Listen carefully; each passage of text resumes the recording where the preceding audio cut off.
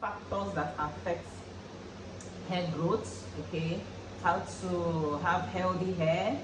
I know that a lot of junks may have come to you one way or the other, probably through your social media pages, people at your face selling different products and telling you this product can make your hair grow, make your hair grow, make your hair grow. Okay, so you're going to be learning more about the hair structure, all right, and then the do's and don'ts of hair services, scientific approach to hair services, the do's and don'ts. What are you supposed to do? What are you not supposed to do? Especially when you are talking about scalp treatments, hair treatments. A lot of people suffer from different scalp conditions.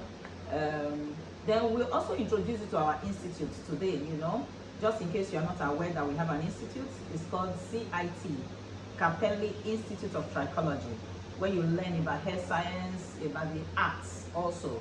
You learn the science, you learn the arts, you learn everything. The curriculum is robust, such that when you graduate from Capelli Institute of Trichology, you know that you have gone to a higher institution. Not just an institution, but a higher institution.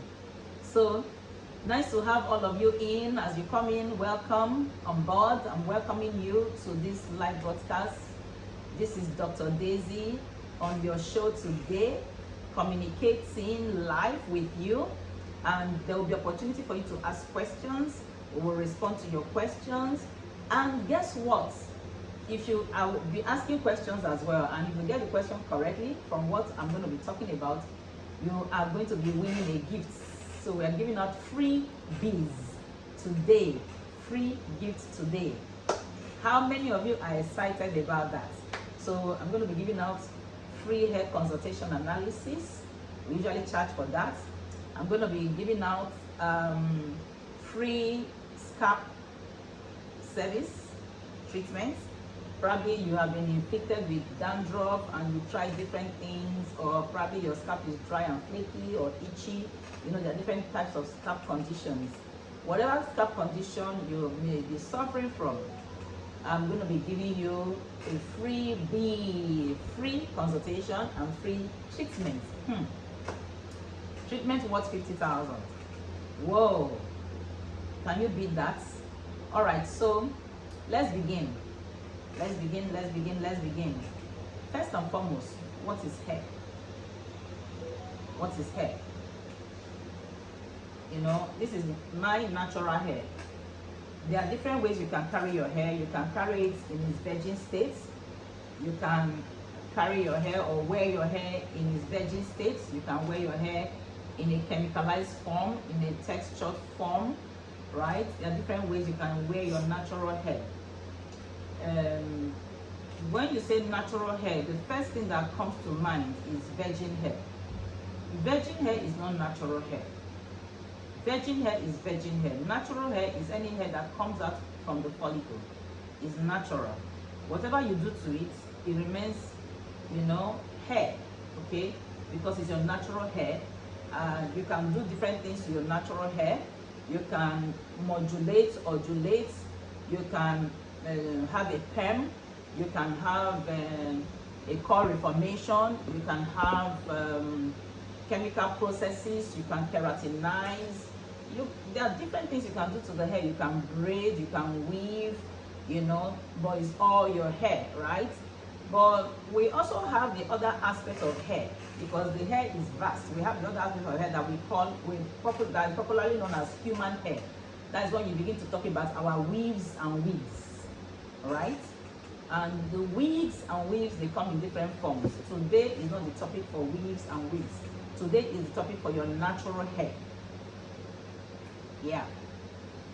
So the beautiful hair, or a beautiful hair, is a healthy hair. Hair that is healthy is not a long hair. Someone said, I don't know why my hair is not growing. Your hair can grow. So I want you to understand the structure of the hair. When I say your hair can grow, we've had several clients who come to us and say, oh, my hair doesn't grow. It's been on this level for 3 years, for 5 years. We've seen that. Even as long as 10 years, it's on 2 inches. It's not growing beyond that. But there are factors that affect hair growth. and today you'll be learning that. Let's see how much you can learn today, but take notes. So when people say my hair does not grow, let me introduce myself again for those of you that are just coming in. This is Dr. Daisy Obiano, the Chief Instructor, Capelli Institute of Trichology, founder also, and I'm a trichologist. I'm also the CEO, Capelli Salon and Beauty Salon. I'm a trichologist, I'm a hair loss specialist, name it. So I'm also, I belong to different bodies as well, and right now we are working on different standards in the beauty industry. So we will have opportunity to talk about such, or talk about those topics next time, or just for you to know who you're speaking with and who you're relating with.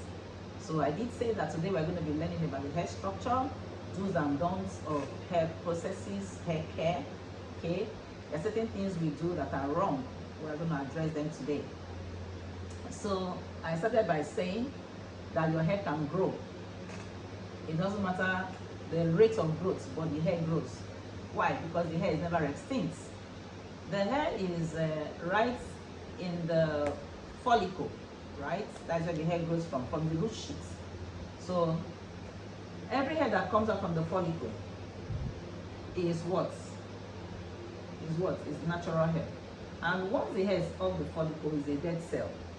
So you see this is called the hair shaft. Okay? It's called the hair shaft. And the hair shaft has got strands. We have strands of hair. Now for us as women of color, our hair is coily and kinky in texture. So we have coily, kinky, or kinky, coily hair. Yeah, in texture. And then we have different curl types. We have curl types ranging from 1 to 8, where 8 is zigzag curl, 7 is tightly coiled. Okay, so we also have loose coils, and we have when we talk about straight hair, is no longer straight hair is no longer hair of the woman of color. The women of color or men of color don't have straight hair. Who are those with straight hair? They are Caucasians, they are Asians, right? Okay, and when we talk about Asians, it's a vast race. So we're not going to be dwelling on all that today. And if you're a Caucasian joining this call today, we'll be addressing any issue, but you may have to want to ask questions so that we can address it. Because I'm a hair doctor for all hair texture, including Caucasian and Asian. Because I also have Caucasians, Asians coming to my salon, and I care for their hair, and they are seeing a lofty, healthy, beautiful hair. Right, so for us, I want to particularly address the woman of color today, and that's because the issue surrounding our hair is enormous. It's enormous, ranging from hair and scalp condition to dry hair to weak hair to frizzy hair to breakage to to scalp condition to hair loss, different types of hair loss the women of color suffer from. Everybody suffers from hair loss anyway, but since I'm addressing the women of color, that's why I'm emphasizing that.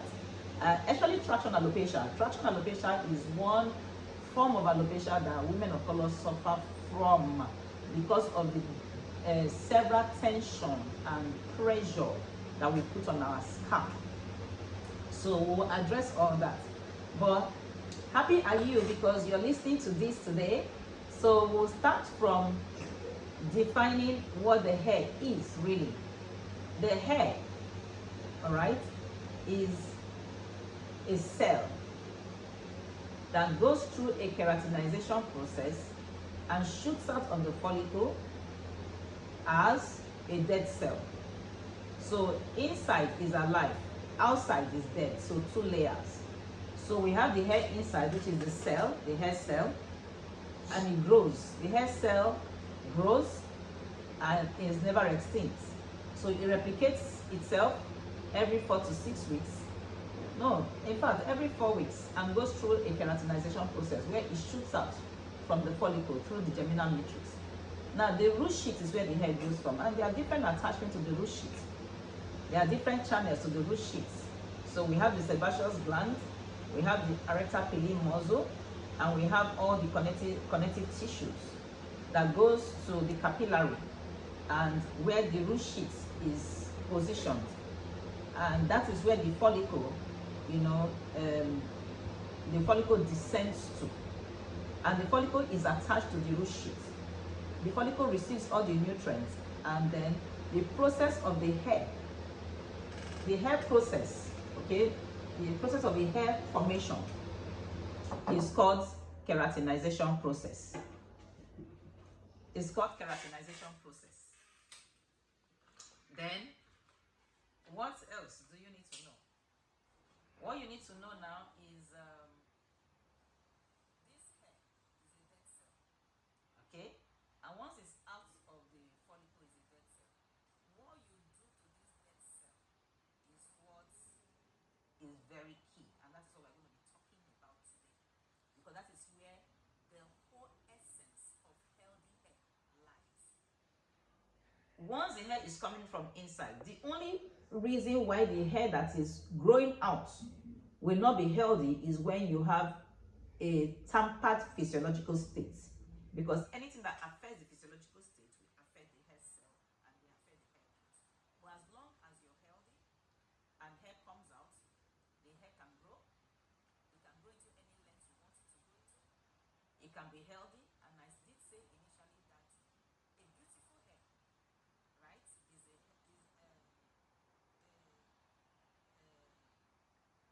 I did say that the good hair. How do you know hair that is beautiful? Beautiful hair is the hair that is healthy. It's not the hair that is long. It's not the hair that is dense. It's the hair that is healthy. That is the hair that is beautiful. Your hair can be lengthy and weak and damaged. Your hair can be dense and damaged, and before long you begin to lose the hair. So you're not seeing the necessary length you're supposed to see. People emphasize on length, and therefore they refuse for cuts. You are supposed to cut the ends of your hair once every 6 weeks, because the ends will always thin out. Why? Pressures of brushes, pressures of combs. So thins out the end and causes splits. So when there's splits, imagine this is a strand of hair, and then it splits from the end. It will cave, in. The split will begin to cave in. Anywhere it gets to, the weak point is forced from there. So the other half of that end becomes very thin, and before long it will give way. So when you talk about breakage, breakage is not only caused by physical breakage, there are mechanical breakage.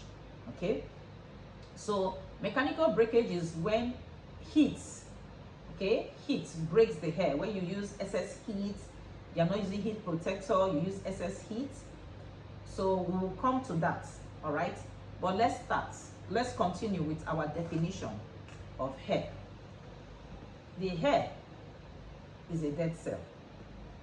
And then the dead cell is this hair shaft that we have, right? So this hair shaft, it comes out in strands.